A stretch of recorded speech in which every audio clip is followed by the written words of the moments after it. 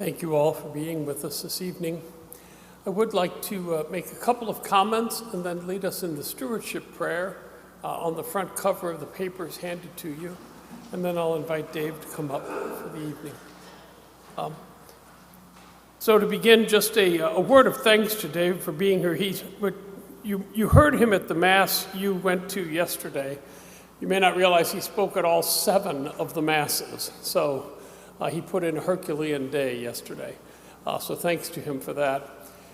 But it helps us to recognize the importance of paying attention to the question of stewardship in our lives, on how we make a grateful return to God for all the gifts we have received. So I want to say publicly thanks to Dave for that as he continues this conversation for us here at the parish. A few things coming up. Just a reminder that next week on Monday night, we begin our 99 Masterclass. There are cards at the doors of the church as a reminder on how you could register for that class if you're interested in participating in it.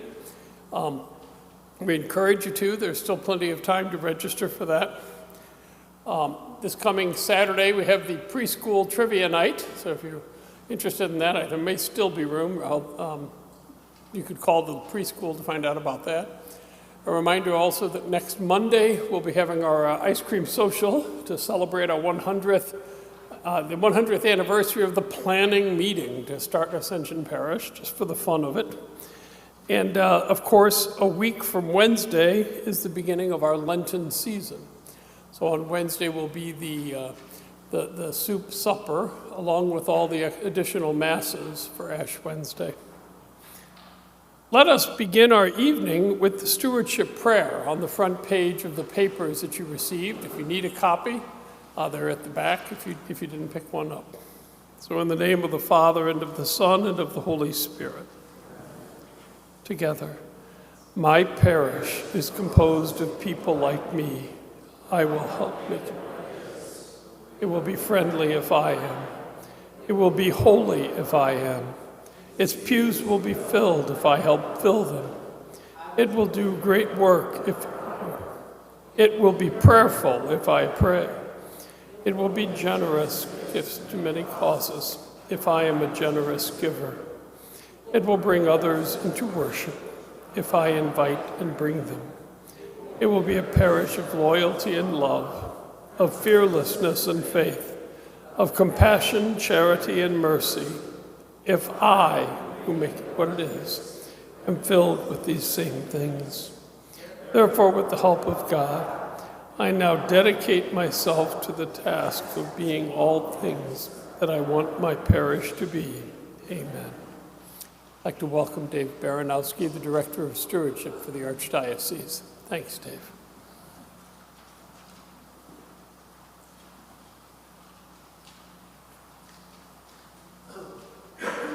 Thank you, Father. Thank you for everybody showing up tonight. I appreciate it.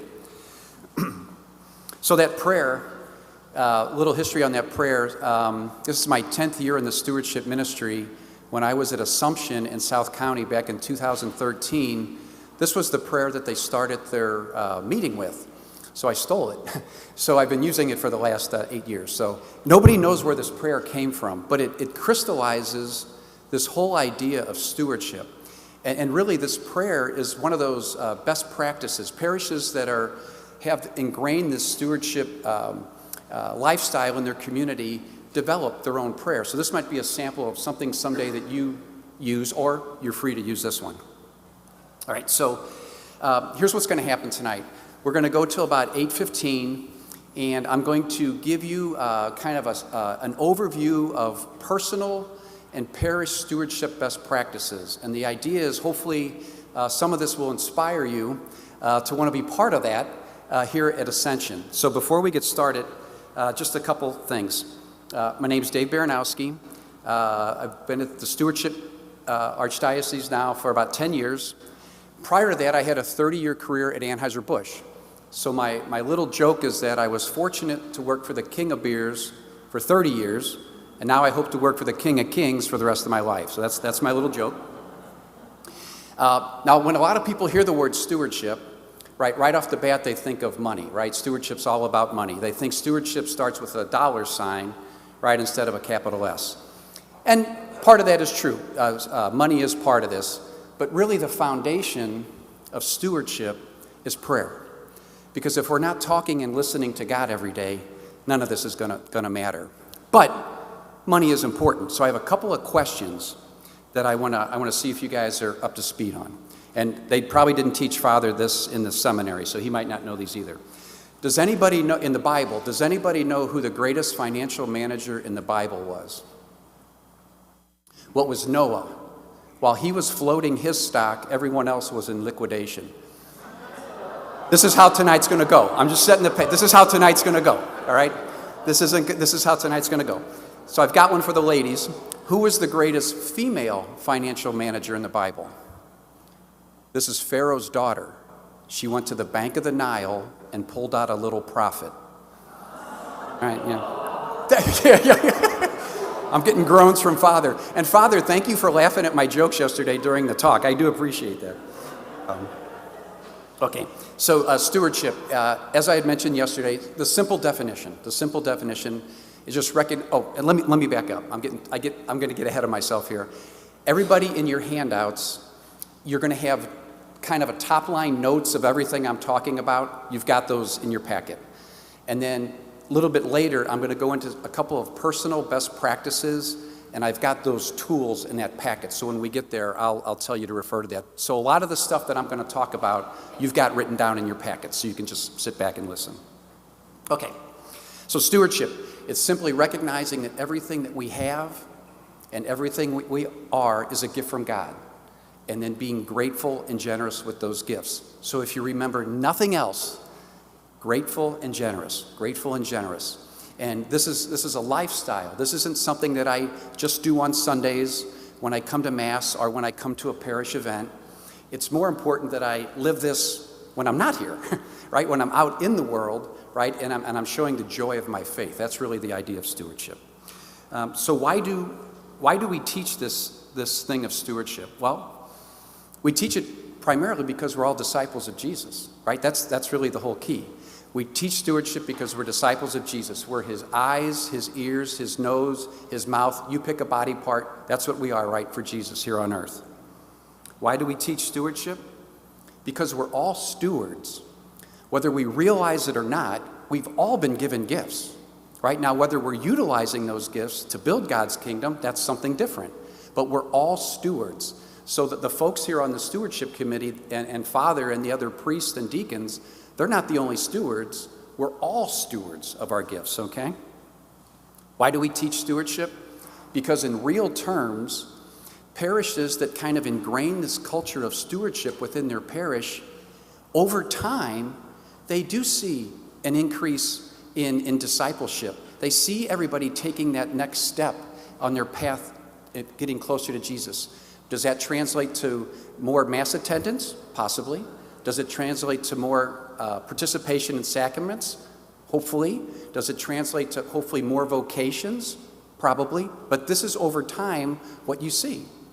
Additionally, what you'll see more participation within ministries, right? And I'm going to touch on this later. But when we can help people discern how God is calling me, now people feel called to go to the right ministry, and I'll touch on that. And then you also see generosity, meaning money. When people recognize that, oh my gosh, all the gifts that I have been given, right? Your natural response is generosity. So when Sarah and I first met talking about this, stewardship is really kind of a cycle. It's kind of gratitude and generosity. Gratitude and generosity. If I give you typically, if I would give you something, your response is, thank you. Everybody that we gave one of these handouts to, they said, thank you, right? Everybody said, thank you. Well, typically when you receive a gift, many people want to share that with somebody else. So then that person says, thank you. Then they're grateful, and it just becomes kind of this contagious of generosity and gratitude and generosity. So that's really the key behind this. Why do we teach stewardship? because it's what's built this beautiful church that you have here, this beautiful parish. I heard Father say over the weekend that you're getting ready for your 100th anniversary. That's fantastic. So it's all of those past generations, right, who have been good stewards to bring us to this point. Well, now it's our turn. It's our turn to do this for our children and grandchildren and all those folks down the line. So hundreds of years from now, this place is even bigger than what it is. Why do we teach stewardship? Because in reality, stewardship is almost kind of another unofficial season of the church. Many parishes that celebrate stewardship will have a time in the year, in their liturgical year, where they'll have a stewardship renewal, and many parishes do this kind of in the fall. And this is something that we'll talk about with your committee going forward. But think about this. Every parish that celebrates kind of stewardship in their culture, they do it in the fall for a couple of reasons. Here, you have a school, so most schools start mid-August, late August, and once school starts, there's kind of another energy, right? It's kind of, wow, things have charged up again, right? Everybody knows when school starts up. Well, a lot of people celebrate stewardship right after this because of this energy. Why do we do it at that time of the year? Because in agriculture, that's when a lot of harvesting takes place, right? So people are harvesting the fruits of all their labor, right? This is a very good stewardship theme. Why do we do it in the fall? Because right around the corner is Advent, right? We're getting ready for the next liturgical season. So it's a great time to look back in gratitude over the past liturgical year for everything that we've been given. But then it's also a great time then to look forward going into the new liturgical year. How can we continue to grow in generosity? So this is why this is a good time to do this. Let me switch gears here for you. You're going to find that I get excited, and I'm trying to keep us on time too, so I'm going to kind of bounce around here. When we talk about the word stewardship, one of the ways we can divide this up is in personal stewardship and parish stewardship. And quite honestly, our parish stewardship isn't going to work unless each one of us here has kind of internalized this idea of gratitude and generosity. If we don't have this kind of interior in our heart, we're not going to bear good fruit when we go into our parish ministries. That makes sense, right? If I'm not living this, it's going to be a lie, right? And it's not going to bear good fruit. So what I want to do over the next several minutes now is I want to touch on some personal best practices of stewardship.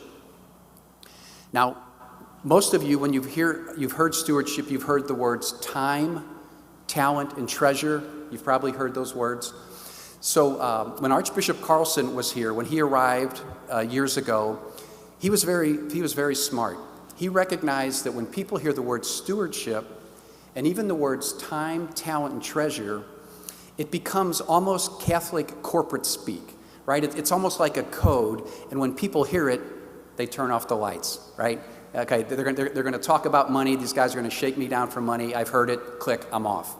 So we try to use different terminology that people respond to. So instead of people hardening their hearts when they hear the word stewardship, how do we get people to open their hearts?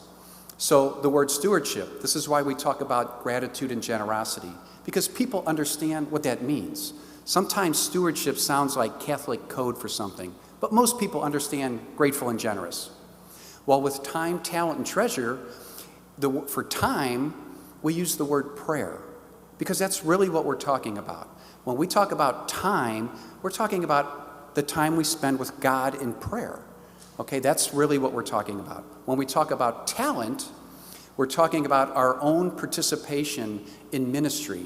Maybe ministry up here are other charitable works that you do, maybe not connected with Ascension. Okay?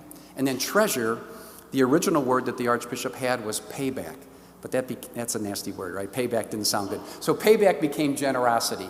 So we use the words prayer, participation, and generosity because people understand what those mean. Okay, so that's kind of the key.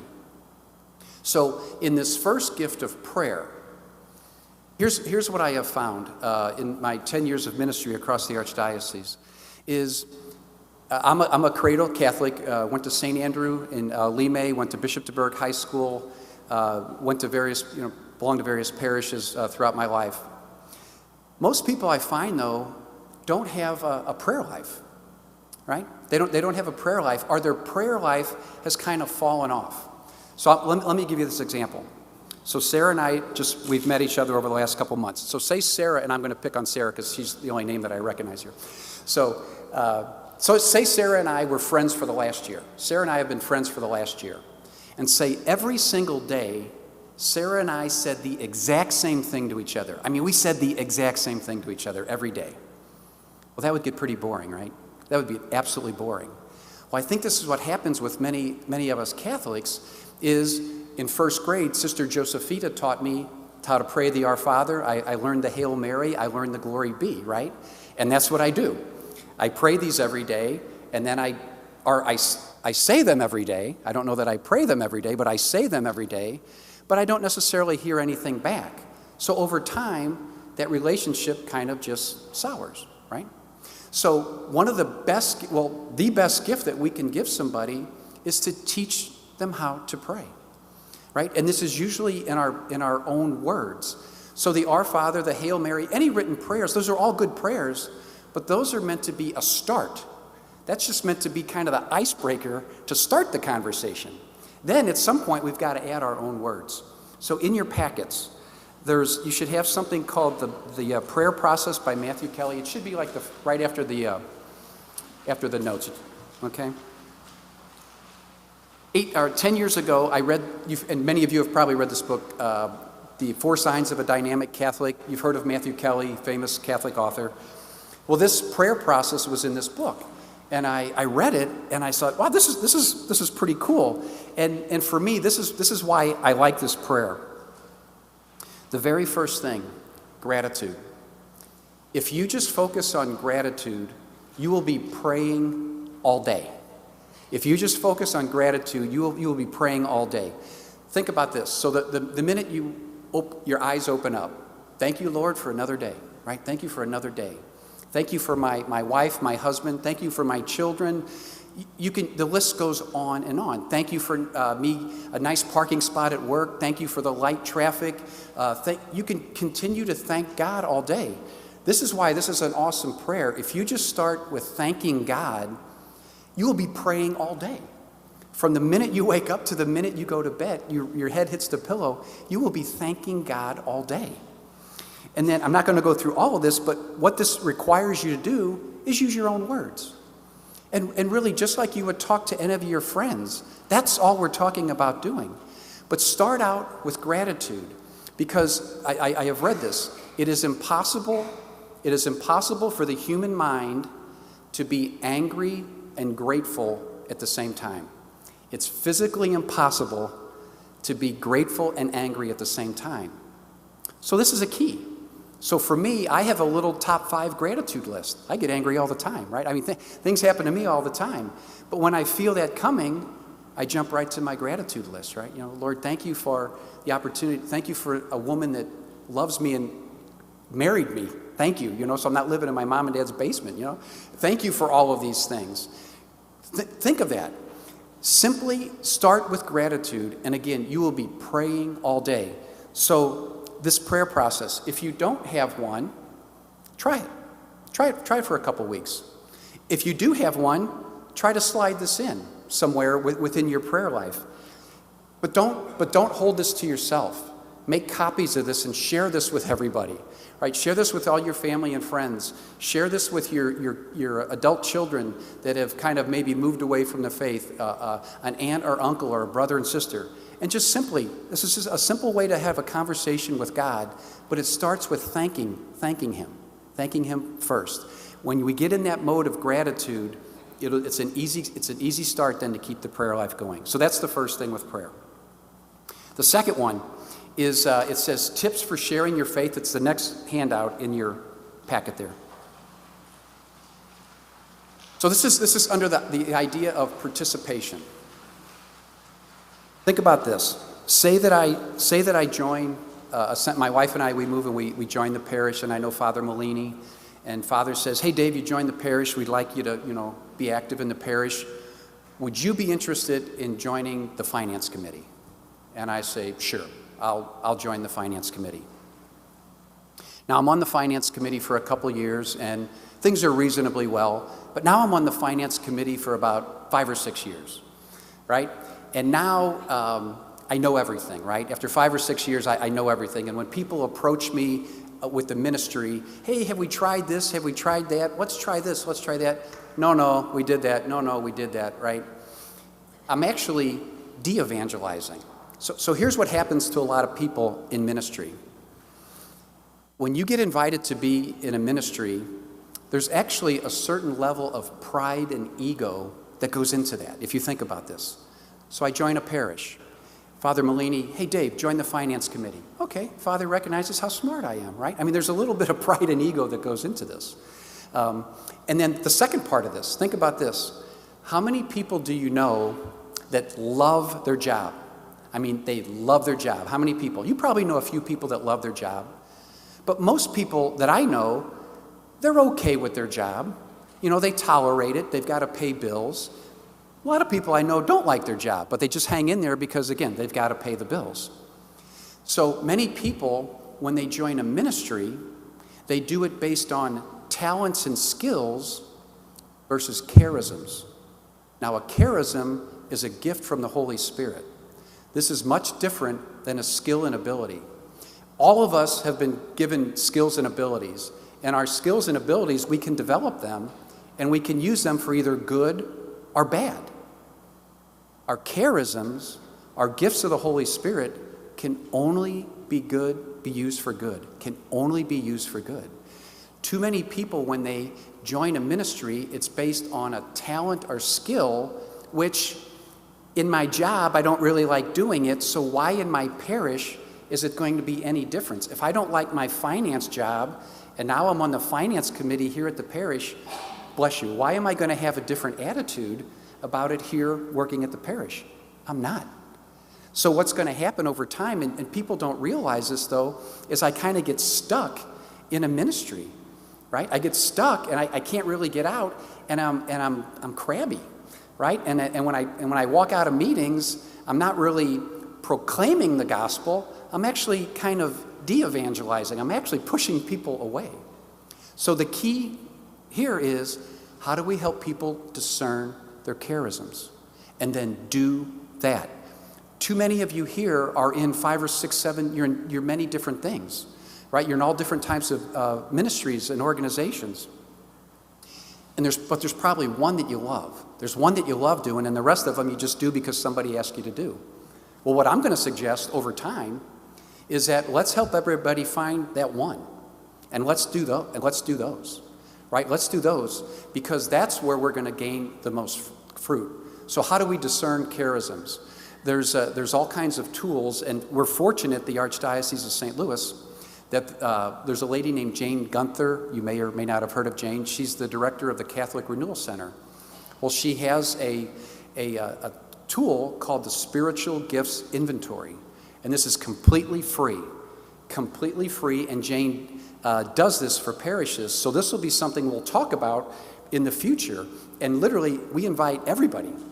Everybody's invited to this, and it's 2 parts, but the outcome is Jane will help you discern what is your charisms, and within Jane's spiritual gifts inventory, there's like 24 different charisms, like worship, liturgy, technology, craftsman, cantor, administration, leadership. There's all these different charisms, right? And then the beauty of this is once your charism is identified, it'll actually list, here are ministries that you may be called to. It literally leads you to that ministry.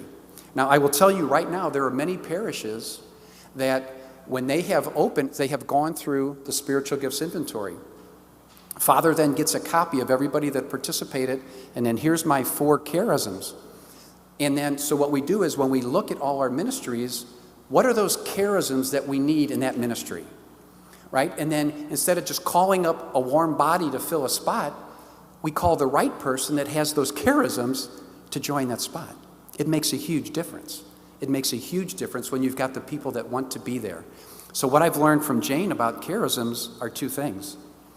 When you're doing it, you love it. When you're doing it, you love it. And when you're done, you're energized. You're energized. So here's what's going to happen. I'm going to get home around 9 o'clock tonight. My wife, Sharon, she's going to have a Diet Coke, and she made some brownies this afternoon. So I'm going to have a couple brownies and a Diet Coke, and then I'm going to relive this meeting with her. Now, for my wife, Sharon, for the past 10 years, this will probably be her 1,000th meeting that she has relived. But here's what's going to happen. I won't be able to get to sleep till like 1 o'clock tonight. But I know this is the right thing for me because I am totally energized by this. Well, this is what we want to do. We want to help everybody find that one thing and then do that. So that, and I don't know the numbers here, but say you have 70 different ministries. Maybe you don't need 70 different ministries. Maybe you need 30. And then we're going to crush those 30, right? We're going to be awesome at those 30, where these other ones are kind of diluting all of our evangelization and discipleship efforts in these other 30. So this then, when I'm in the right ministry, that's good. But the second part of this is, when I'm in the right ministry, God fills us with a supernatural joy. There's a joy that other people are attracted to, right? This is our faith. Everybody complains, oh, when I see Catholics walk out of church, they're all, sour-faced and nobody's joyful. Well, it's because we haven't helped people get in the right spot, right? So when we can help people get in the right spot, now I want to tell stories, right? Oh my gosh, it's St. Vincent de Paul night. You should have seen what we did. Oh my God, choir practice tonight. People are joyful, and these are the stories they share. Now I start living the gospel. Honestly, it's very simple. It's not hard. It's just helping people discern what is God calling me to do, and then do it, right? And then do it. So these stories are going to come naturally. So I want to share a couple stories with you. So back in 2014, I had this. It was in January. I had this pain in my thumb, and by March, I had kind of this burning sensation in my hand, and by June, I wanted to cut my arm off. My arm was killing me. So I went to various doctors, and eventually I had to have surgery on my back and my neck and my spine, and I'm fine, everything worked out. But as you know, when you go, before they went right to the surgery, I went through least evasive type of things. I went to a physical therapist, I went to a pain management, and ultimately I had surgery. So as I'm going through this process, I'm meeting all kinds of people that are never going to get better. I was reasonably confident that I was going to be fixed. But I was meeting all kinds of, especially young men and women, that just had a lifetime of pain in front of them. Well, we became friends, right? So we would talk all the time. So the Holy Spirit put this thought in my head. On my last visit to my doctors, I wanted to give them something. So if you go to Catholic Supply, you can buy crucifixes for 99 cents. I'm a cheap guy. So I bought 30 crucifixes for 99 cents. And Archbishop Carlson was here. He blessed them for me. So my last visits to doctors and nurses, I was giving them a crucifix. And I want to share one specific story with you. So I go to my pain management doctor. I'm 6'1". My pain management doctor, he's like Father Molina, big guy, real big guy. But the thing about my pain management doctor was that he wore this apron. Remember how butchers used to wear those aprons? My pain management doctor wore kind of this scary apron, which was kind of terrifying in a way. Anyway, so he's sitting behind his desk, and I'm sitting there, and I say, Doc, I appreciate everything you've done for me. I'm Catholic, and I just want to let you know that I'm praying for you, and I have a present for you. So I took one of these 99-cent crucifixes, and I slid it across the table to him. And he takes it and he looks at it and he says, he goes, Dave, nobody's ever given me something like this. And I said, again, Doc, I'm praying for you. I'm grateful for everything you've done for me. And he says, he goes, well, do you wear a cross? Do you wear a cross? And I said, well, actually, Doc, it's a crucifix. And we had a little conversation about crucifix and cross. It was very good, right? And I showed him this chain that I had, and he said, oh my gosh, I don't have a chain. Now, the key to this story is in about 3 minutes, he's about to inject a needle in my neck. So I need him on his game, right? So we quickly get him back the next step of the process is I would go into this other room, and even though I was going to get this injection in my neck, I had to strip down to my underwear and sit on this gurney. And I had the same 3 nurses. So I go in, sit down, underwear, on the chair, and Sue, Mary, and I always forget this lady's name. I said, could you reach into my pocket? I have something for you. And I hand each one of the nurses a crucifix. Well, Sue says to me, oh my gosh, she said, my son is an 8th grader, and he's trying to figure out what Catholic high school to go. He's thinking about going to Bishop de Burgh. And I said, oh my gosh, I went to Bishop de Burgh. So now we're having this conversation about Bishop de Burgh. Mary said, I grew up non-denominational Protestant, and she's talking about the purple bus that she would drive on, go on Sundays and that. And then this lady was not Christian. But anyway, the point is I'm sitting in my underwear having this conversation about God. It was awesome. Well, with this, the doctor comes in, and he's like, Dave, I figured out where I'm going to put my crucifix. And I'm like, thank you. This crazy apron that he had, there was a pocket. And what he did was he taped his crucifix on the back of his cell phone, and he put it in his pocket so that the crucifix showed. It was awesome. I mean, this really happened. And one more story. I love telling these stories. So I told you about the White House. This year will be my 15th anniversary, 15th year at the White House.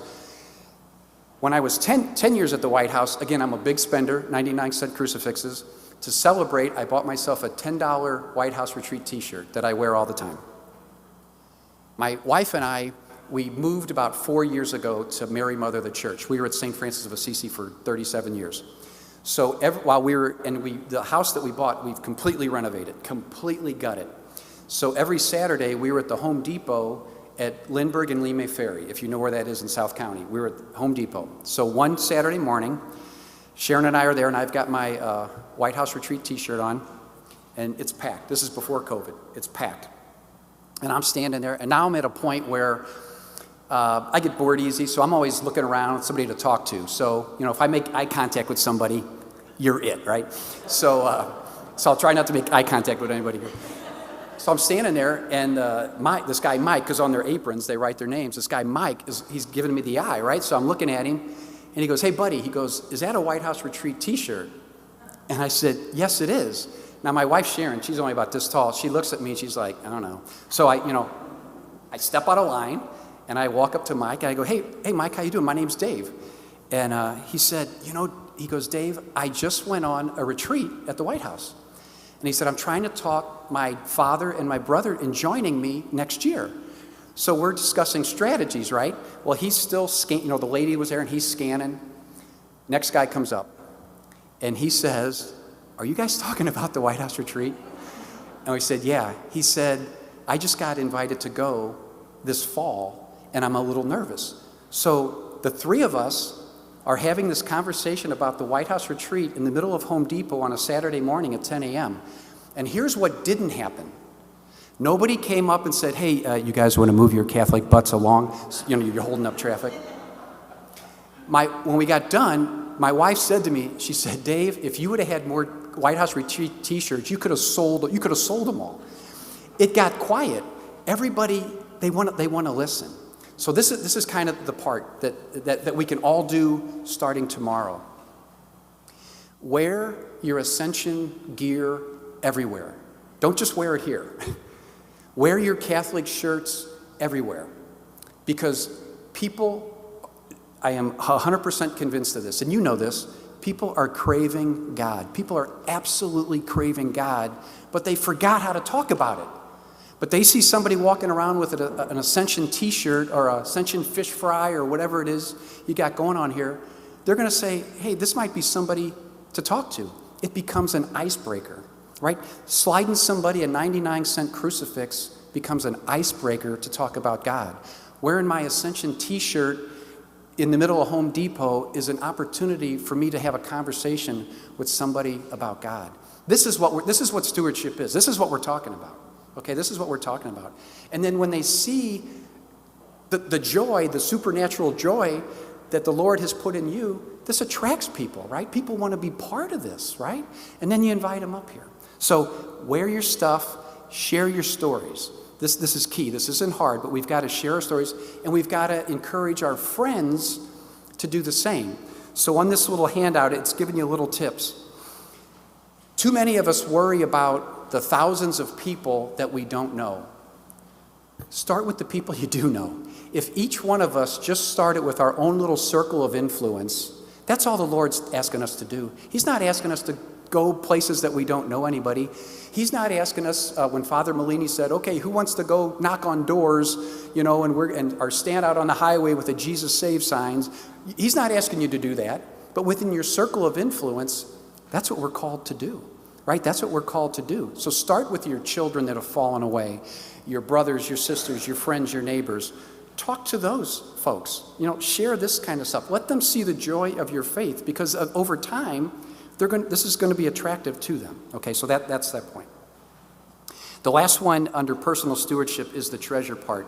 You should see a handout, the colored handout that looks like this, My Catholic Giving Guide. So stewardship is money. There is money part of this, right? This is part of it. So here's what I've learned about money. We don't talk about it enough as a matter of our faith. Right? We don't talk about stewardship enough as a matter of our faith. Most Catholics are very generous, but the hard truth is most Catholics aren't generous in proportion to what God has given them. Right? $50 isn't the same to everybody. Right? $50 is different to different people. Right? So our giving should be proportional. So percentages. Right? Everybody shouldn't be given $50 because some people, for $50, that's a whole lot of money. But for some people, $50 is pocket change, right? So this needs to be in proportion. So I have learned that many people, when they hear, oh my gosh, if Father Malini talks one more time about money, I'm going to strangle him. Well, what happens is people confuse fundraising with offertory, and it's two completely different things. It's two completely different things. And actually, we're doing ourselves kind of a disservice. Too many parishes have become dependent on fundraisers. Fundraisers, that encourages kind of our consumer mentality. Because when I go to a fundraiser, I'm paying money, but I'm usually getting something in return, right? That's the opposite of stewardship. Stewardship is giving without expecting anything in return, right? That's the offertory that we give at our weekly Mass. When we put our donation, or if you do it electronically, right, that gets walked up to the altar, and that's where we're actually giving ourselves, right? That gift of money isn't just a financial transaction with God for the week. It's a gift of ourself to be united with His sacrifice. We've lost this idea of what offertory is about. We've strictly gotten to the money, but this is a gift of ourself. So, many people, Dave, there are so many giving opportunities. You guys are driving me crazy. Well, we came up with this little guide. On the front is some ideas on spirit, why it's important to give, why God is asking us to give. But on this right column with these icons, these are the opportunities. If you're Catholic in St. Louis and in the United States, these are ways you're going to get called to give. The first one, offertory. When you give to your offertory, that money stays here, right? That's to support the mission and ministry right here in your parish. When you see the annual Catholic appeal, and you guys are like the most generous parish when it comes to the annual Catholic appeal, thank you for that. Generally speaking, that money is going somewhere else. That money isn't staying here. That money is going to help some other people, all right? You have second collections. There are 17 second collections in the Archdiocese, and those go to very specific apostolates and ministries locally and throughout the world. You may have capital campaigns. We had Beyond Sunday a few years back. You may have a parish capital campaign at some point, and that's for a very specific cause. And then we have our own community things that go on, right? So there's all kinds of giving opportunities. Well, how on earth am I supposed to support all of these? Flip to the second page. Turn it over. We'll show you how. It's a simple worksheet. So how do I support all these giving opportunities? Well, first, how much money does our household bring in? And you don't have to come right to the penny. But generally speaking, how much does my household make in a year? Okay, what percentage do I give right now? Let me give you a hint. Most Catholics give 1%. Most Catholics give 1%. If we compared ourselves to our Protestant brothers and sisters, that would put us at the bottom. That would put us at the bottom of the list. Most Catholics give 1%, okay? So let's say we give 1%. Now say you've heard this talk tonight and you've been inspired and you talk with your spouse and you pray over it and you say, you know what, Lord, we're going to go to 2%. We're going to go to 2%. So here's how we support all of these things.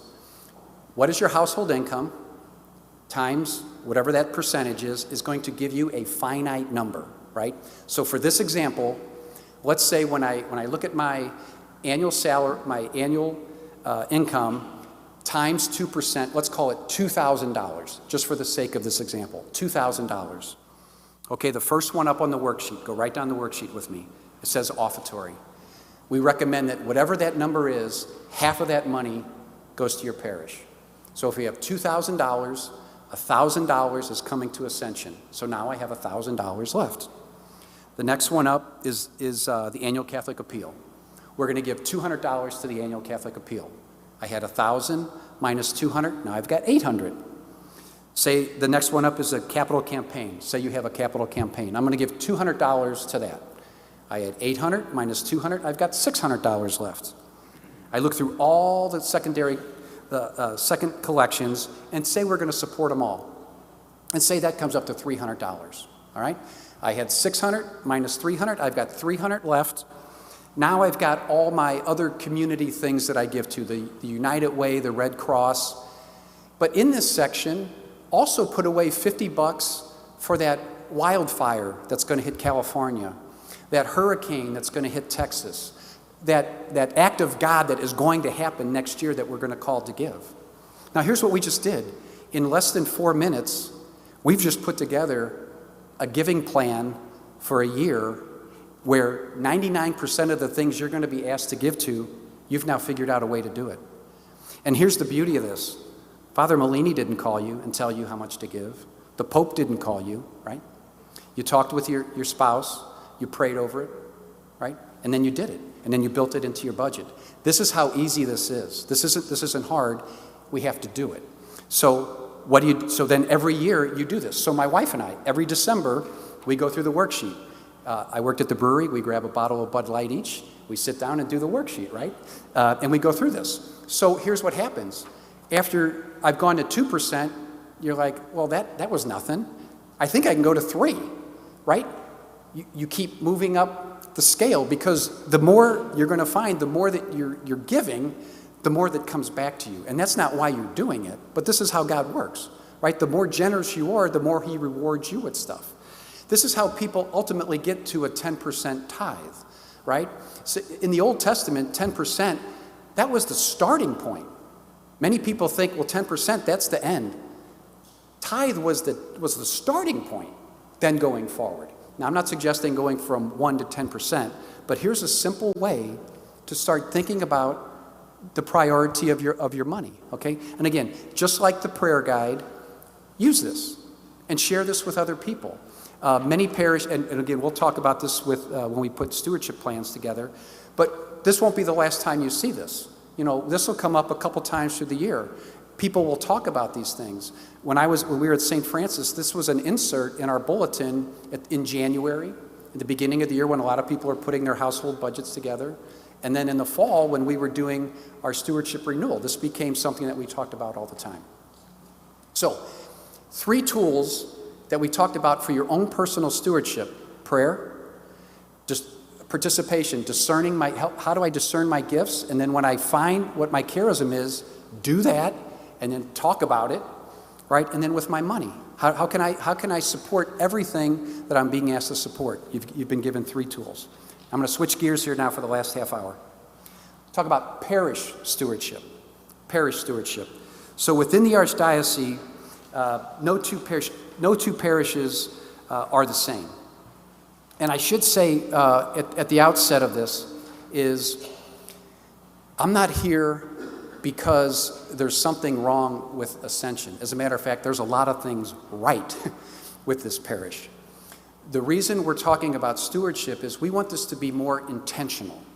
Instead of things kind of just happening and people maybe not connecting the dots, we want to make this an intentional lifestyle for everybody. We want to help everybody take that next step on their path to holiness. This is why we're talking about this, because everybody in the parish, this is going to touch everybody.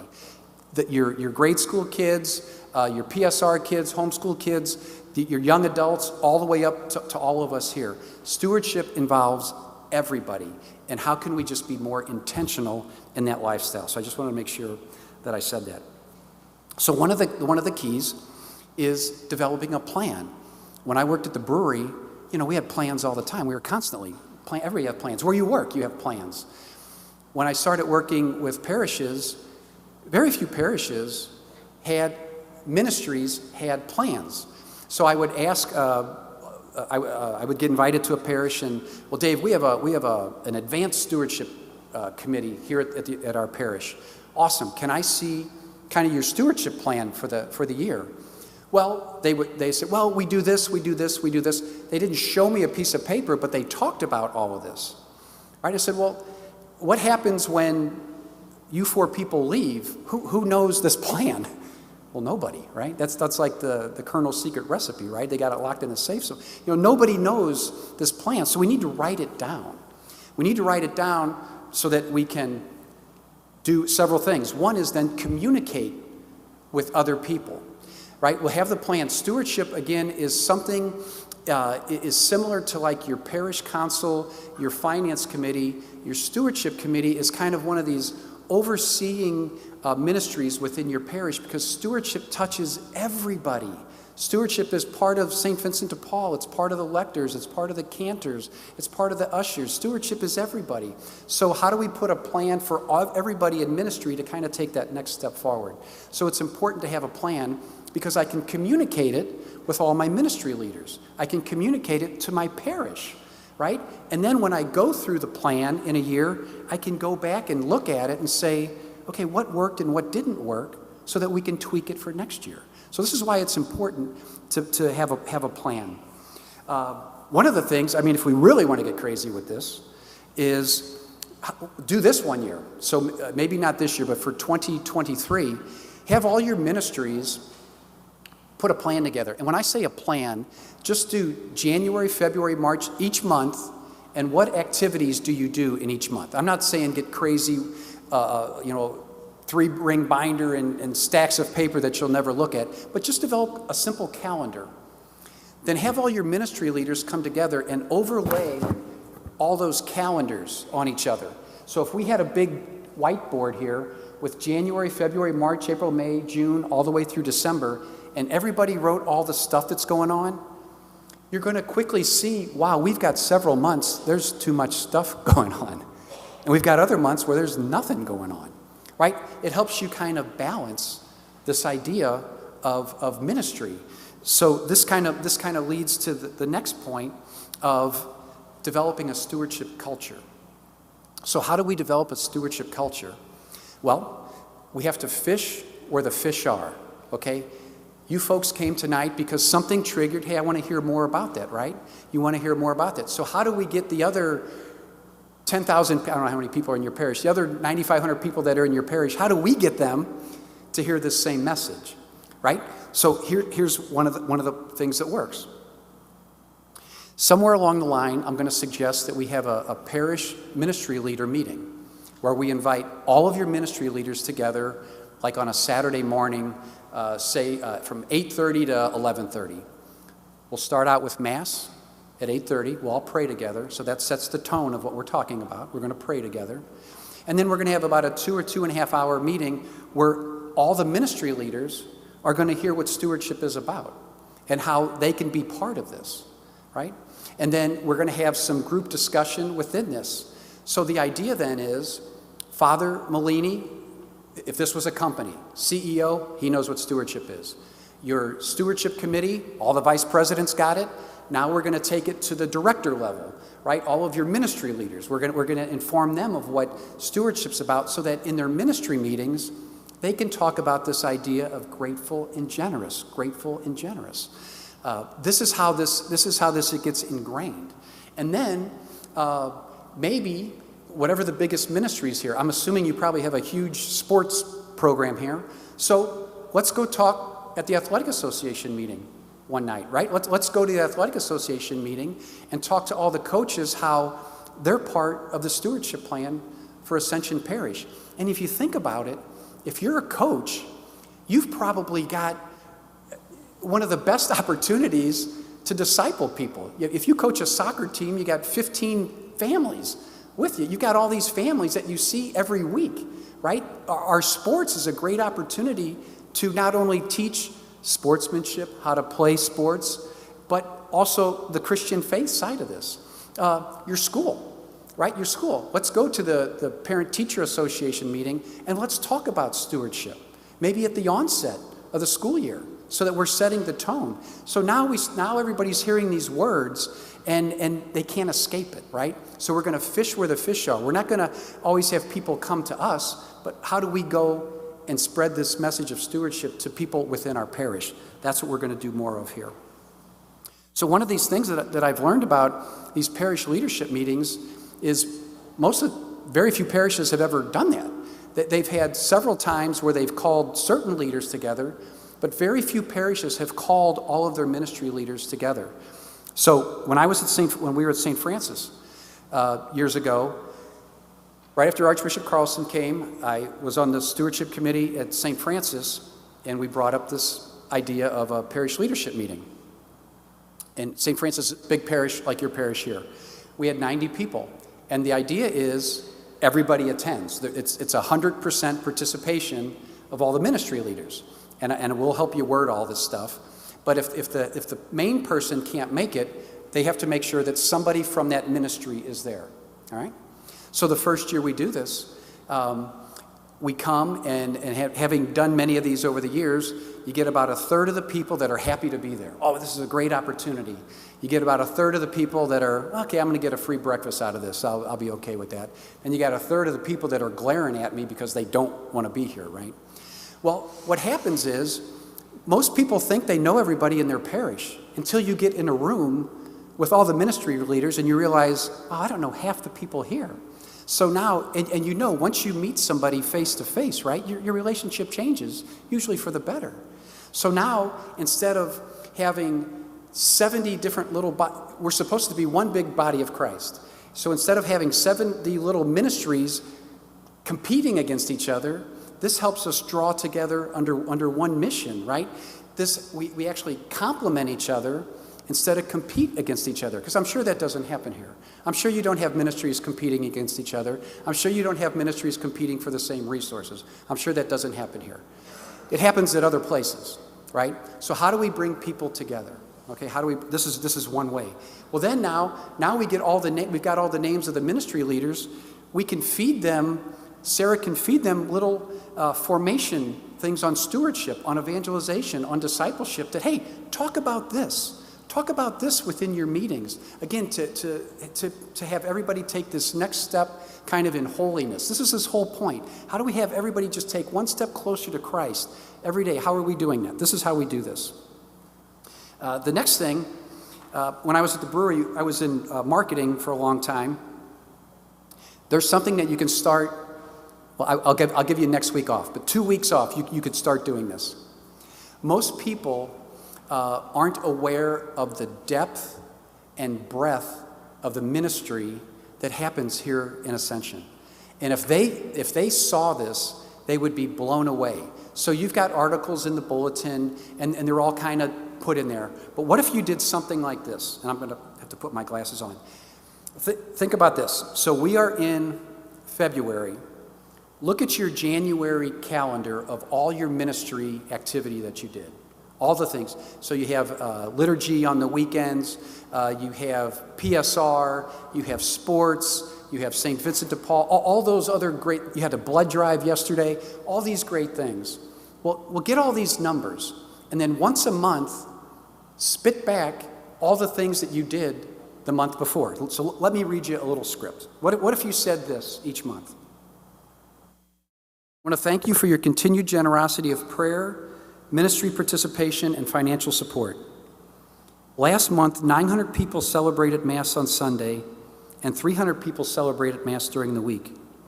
We had over 500 people visit our parish with the soccer games we hosted on our fields. 225 children attend our parish grade school each week, and 110 children attend our PSR class each week.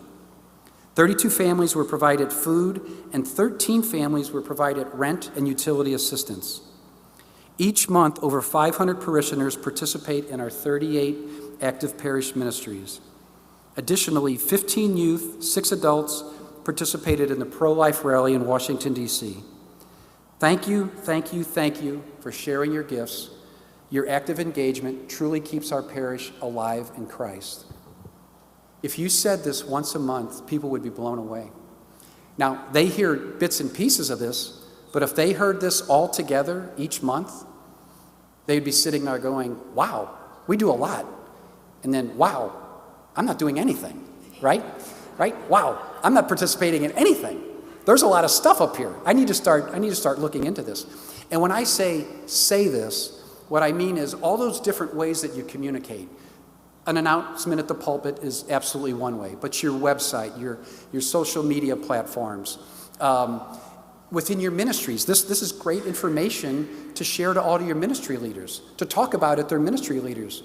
Because now this is how you build kind of cross-functional support for all the ministries. You let everybody know what's going on in all the other ministries, because what happens then, people look for opportunities to work together, right? They look for opportunities to work together. You could start this in 2 weeks. You don't have to, but it's something you could start right away. So along with this is communication. What I suggest at some point we're going to do like a parish audit of our communication. And again, when I use the word audit, I don't mean like we're calling in a bunch of the IRS and we're going to, pull reports together. All I simply mean is, what are all those different ways that we actually communicate in this parish? Can we identify all the different ways? Because as we all know, in our society today, people consume information differently, right? People consume information differently. Some people still like to read the bulletin. That's important. Many people get all their information through their phone. Some people go to the website. But whatever those ways are, if they're personal emails, if they're texts, whatever those ways are, let's identify all of those, again, because people get their information differently. And then all of those messages that we want to get out, when we pull the trigger, who's responsible for making that happen? And it doesn't have to be just one person. One person isn't responsible for the 15 different ways that you communicate here. But maybe that one person is responsible for managing the content that's going to go in there. And there might be an individual person for each one of those different modes of communication. This is key. This is key to getting these messages out to everybody.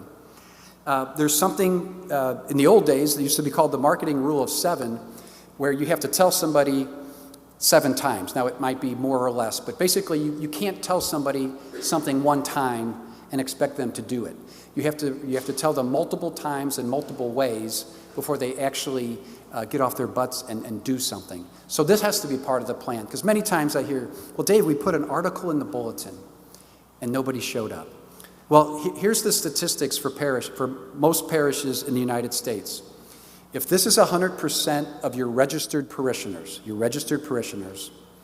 50% of them never show up, never set a foot in your parish, never throw a nickel in the offertory. For most parishes, 50% you never see. They basically want to be buried from your parish. Another 20% you might see occasionally. Here. And they contribute a little bit, they participate a little bit. But for most parishes, you've got about 30% of your registered parishioners are regular attenders of Mass. And when I say regular, that's usually 40 out of the 52 weeks. That's what a regular attender would be classified. So if somebody's only reading the bulletin to get their message, at most you may only have 30%. You may have part of the 20% getting here. So you've got to have other ways other than the bulletin, right, to be reaching people. So this is why this is important. This past weekend, and a couple stories. This past weekend, you heard me give a little bit of my own kind of testimony. And that's called a lay witness a talk. So we're all laity, right? Father's religious, we're the lay people. We respond to talks like that. People expect Father, all your priests, all your deacons to talk like that, right? They've been trained like that. They've dedicated their lives. But when a lay person gets up and talks about how now they're trying to become closer to Christ, people respond to this because they say, I got, that lady's got the same issues I got, but yet she can do it. How does she do that?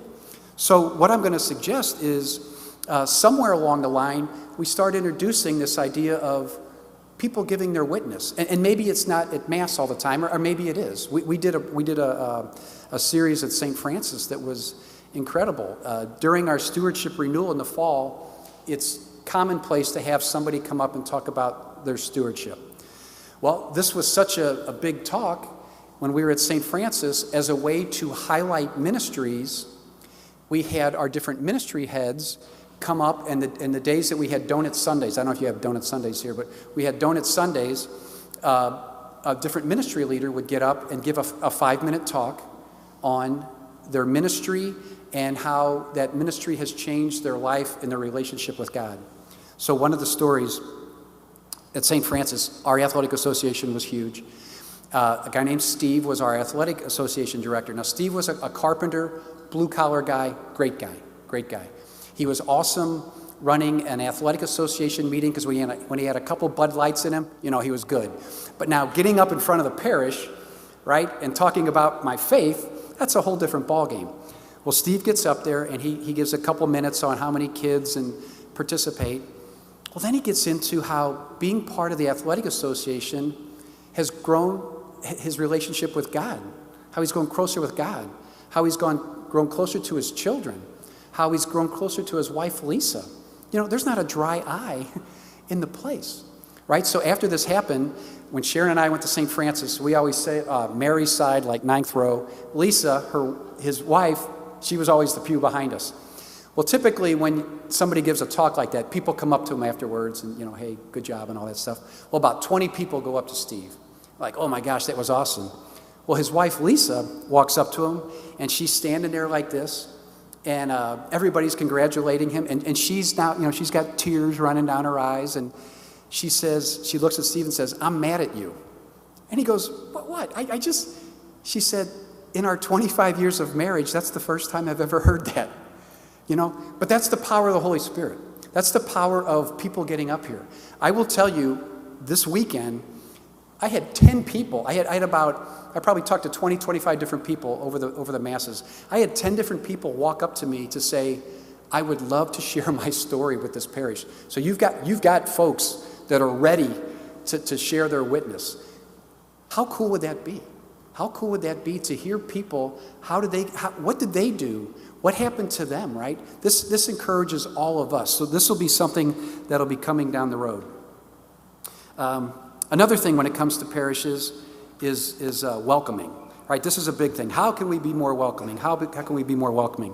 I will tell you, most parishes are friendly. Very few are welcoming. There's a big difference. There's a very big difference between friendly and welcoming. And I would say, I felt very welcome this weekend. I had people, they didn't know me. They were coming up to me before Mass. Before I actually started talking, people were coming up to me. So that was very cool. I appreciated the hospitality that I received. But we have to, it's our own kind of disposition. It's not just the greeters and hospitality ministers, but it's all of us, the way we come to church. So we obviously come to worship and adore. That's the main reason. But we should also come with an attitude of, how can I help other people? How can I, again, help other people in taking their one step closer, right? So when we go to church, so do I look around and talk to people, right? And out in the vestibule, not while you're in church, but do I look around and introduce myself to people? So here's a couple things that we did over the years. When we were at St. Francis, we had all of our ministry leaders, we wanted everybody to sit in the middle of the pew, right? So how many people, you come, right, you park right on the ends, right? And there's enough space now at Mass, is coming back from COVID. Well, when you park on the end of the pew, the person coming late goes down to the next empty pew. When you sit in the middle of the pew, you're inviting somebody to engage in a relationship, right? You're inviting somebody to sit next to you, right? So here's a story. So at St. Francis a few years back, Sharon and I are at Mass, and we got a bunch of families like you guys got here, and people come in late, the whole bit. So family comes in late. It's in the wintertime. They got their 3 kids, Huey, Dewey, and Louie, right? And they're coming in, and I'm helping the guy, Steve, who I helped get the coat off his child. The little girl had the bag of Cheerios that went, flying down so my wife Sharon's scooping up the Cheerios, and Steve, and his name's Steve, he looks at me and he says, "Thank you." I said, "Hey, my name's Dave." So when the sign of the peace came, we introduced our families to each other. So then when we walked out, we're like old buddies, right? We're walking out. So every time at Mass, we actually they kind of started sitting by us, right? And it kind of formed, and they were a lot younger. These were young kids. They didn't want to hang out with old people like me. But anyway, we started kind of this relationship. It's simply because I sat in the middle of the pew. If I would have sat on the end, that opportunity would have never happened. So sit in the pew. So not only at Christmas and Easter when your ushers tell you, all right, everybody squeeze in, do that all the time. Do that all the time. And when you go to Mass and there is an open pew, sit next to somebody. Don't sit in the open pew. Sit next to somebody. I mean, we're getting out of COVID here. We can start shaking this up a little bit. But sit next to each other, okay? Another thing we did was we used to have new parishioner dinners, and these are awesome. So the one year we decided that we were going to, instead of just meeting the people and then off on their own, we would have like a buddy system. So with new parishioners, we would hook up with another family, and then whatever Mass they attended, we would try to attend Mass with them and then parish functions. So my wife Sharon and I, there was this elderly couple, Earl and Irene. I love these names, right? Earl and Irene join our parish. They're like in their late 80s. And we have on Friday night, we had our new parishioner dinner. That Sunday, we said, hey, what Mass do you go to? We go to 9 o'clock Mass. And I said, oh, Sharon and I go to 9 o'clock Mass. Do you mind if we join you? Absolutely. And then we'll grab breakfast afterwards. Absolutely. So we have St. Francis is a good-sized church as well. Sharon and I go walking in, and we're looking for Earl and Irene, and they are sitting in the very last pew, and at the last pew at St. Francis, it says, reserved for ushers. So they broke the 11th commandment, right? They sat in the pew for the ushers. So we squeeze in there, and here's what I learned. So remember, I told you we were kind of 9th row Mary. That was kind of our spot. I have never sat in the back of our church, but now all of a sudden, I had a whole new perspective of my parish. I had a brand new perspective. When Sharon and I joined St. Francis of Assisi, it was lily white. It was just white people, right? But now, 34 years later, we've got some African American folks. We got some Filipino folks. We got folks that don't look like me. And I guess I've never paid attention because I always sat 9th row, 9 o'clock Mass. My parish was these 3 pews, right? And I think that happens to all of us, right? We get stuck in this. So the other thing, move around. Move around. Go to different Masses. Go to different Masses. And I can tell you, for somebody that was at every one of your Masses this weekend, there's a whole different vibe at each one of the Masses, right? There's a completely different vibe at each Mass. But that's good. But that's how you meet everybody at the parish. If you go to the same time, sit in the same spot, you're basically quarantining yourself. You're basically COVIDing yourself without knowing it, right? Move around. So we, especially the ministry leaders, we would try to get people to do this. And then the last part of this, and this is the embarrassing part, right? Well, I've been going to St. Francis for 30 years, and I've been seeing this guy sit over there for 30 years. I have no idea who he is. I've never walked up to him. Start this weekend. And really, you could say this at the beginning of Mass. Okay, before you leave today, if you see somebody in this church that you have never said hello to, your homework is go up and introduce yourself, right? You will be amazed at how contagious this becomes. This becomes crazy, right? And I know you got a lot of traffic in between Masses. I saw that. But this becomes absolutely crazy. And what happens is when new people come here, they see this and they're like, holy cow. These people are not, they think this is the culture. This is how you start it. So I've just given you 3 things that we can do next week. And it doesn't take a program. We don't have to be trained. We just do it, right? So this is what we're talking about with stewardship. How are we going to help everybody kind of take that next step in their discipleship? Okay, I got about 5 minutes left. I wanted to just touch on kind of this gift of treasure then too. There are things that we can do regarding offertory. I know that you have electronic offertory here. That's a good thing. We need to encourage people to use that. Generally speaking, people that give electronically generally give twice as much as people that give with envelopes. And the reason for that is many people that give electronically generally give monthly or quarterly. They don't give week to week. So when I give monthly, I look at my giving over kind of an annual basis, right? Instead of a week to week, what's left in my checkbook, I'm looking at a bigger time frame, and I'm doing all the math that we did on the worksheet, and it's like, oh yeah, I can give more, right? So the idea is in stewardship, I give from my first fruits, right? Instead of what's in my leftover, right? Because I think many of us, we get in a bad habit of, let's see, I got $5 in my pocket, Lord. It's all yours. Well, $5 in your pocket. You should come prepared with more than that. So electronic offertory, we'll talk about that. There's other programs to help increase to alert people to their giving, and we'll get into that. One of the things that I'm going to recommend is I noticed this weekend you got the baskets with the pole, right? The usher comes down. So one of the coolest things, and this gives the ushers heartburn and everything when you first start, but stop using that. You get individual baskets, right? You get individual baskets that you pass from person to person. And again, this goes back to the idea of offertory is a gift of ourself. Offertory is a gift of ourself. It's not just a financial transaction. Now, it takes a little longer. And again, Father Molini's going, Dave, I only got 5 minutes between masses now. We'll figure this all out. But the idea is how do we get people to look at this idea of offertory differently? We'll talk about this a little bit later. Envelopes. You still have envelopes.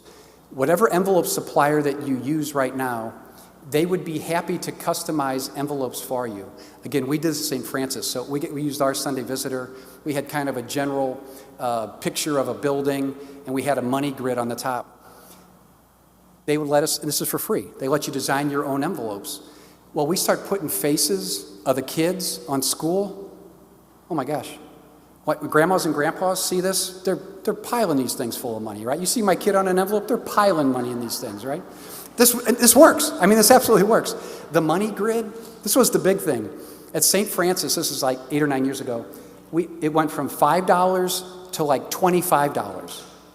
$5. So people thought, and genuinely, well, it only asked for $5. That's all I gave. Adjust the money grid, right? This parish, 25 should be the bottom, right? And so ours went from 25 to like 200. Right? Because there are people that can give to easily $200 a week. Easily. Adjust the money grid. The last thing, and then I'll close, is visitors' envelopes. I noticed you got little slots in your. So Father Yates, our pastor, was like, Dave, I don't want to junk up the pews with all these visitor envelopes. You can literally get 1 billion visitor envelopes for like $6. They're inexpensive. And you just put them out when people are going to be here. So Ash Wednesday, Easter, Christmas, Lent. First communions, all the sacraments. People fill these things up. When they see them there, especially visitors, when they come, they fill these things up. And what visitors do, they actually put their information on there, right? So that you can actually start a relationship with them. It's actually good. But we'll get into more of that. So what I'd like to do in closing, so what is the whole point of tonight? The whole point was hopefully you heard some things that may hopefully encourage you about what's possible within our parish community, what's possible in Chesterfield, Missouri in 2022. How can we help people grow closer to God? Not only myself, but how can we take everybody with us, right? So Sarah Marsh is the stewardship coordinator for the parish, a staff person. Very few parishes have that. That's awesome that Father Molini did that. Discern over the next couple of weeks, over the next week or so, is this something I'd like to be part of? Because we're looking for people that want to be part of this, right? And then the stewardship folks meet on the first Monday of the month at 7 o'clock over in your parish center office, parish office. But contact Sarah or Father Molini or call the parish office. But I'd ask you to think about this. Think about this. Because this is kind of what we want to do. We want to get some people that are charged up and ready to go to kind of, let's help everybody be intentional, right, in their relationship with Jesus. So to end, I want to read as a closing prayer. This is a prayer reflection from Archbishop Oscar Romero. You don't have it in your packet, I'm sorry. Now, nobody ever heard Archbishop Romero say this, but it's attributed to him. But I want to read this to you because it's beautiful. It's called A Future Not Our Own. It helps now and then to step back and take the long view. The kingdom is not only beyond our efforts, it is even beyond our vision. We accomplish in our lifetime only a tiny fraction of the magnificent enterprise that is God's work. Nothing we do is complete, which is another way of saying that the kingdom always lies beyond us. No statement says it all that could be said. No prayer fully expresses our faith. No confession brings perfection. No pastoral visit brings wholeness. No program accomplishes the church's mission. No set of goals and objectives includes everything. But this is what we are about. We plant a seed that will one day grow. We water seeds already planted, knowing that they hold future promise. We lay foundations that will need further development. We provide yeast that produces effects far beyond our capabilities. We cannot do everything, but there is a sense of liberation in realizing that. But this enables us to do something and to do it very well. It may be incomplete, but it's a beginning. It's a step along the way. It's an opportunity for the Lord's grace to enter and do the rest. We may never see the end results, but that is the difference between the master builder and the worker. We are workers, not master builders. We are ministers, not messiahs. We are prophets of a future not our own. Thank you.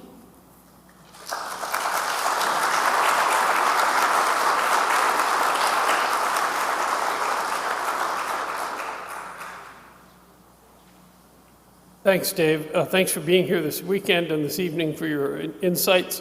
I do want, Sarah, could you just stand up so people know who you are? Sarah is the one we kept referring to as the stewardship. As you leave, if you would like a copy of our, sometimes people say, well, what are all the ways we can participate? It's here, right? We have it and it's back on the table by the entrance. If you'd like to pick up 1 or 4 and share them with your friends and family. Inside also has the email addresses for each of the commissions so that you could reach out to them, to the commission heads, if you're interested in any of those areas, okay?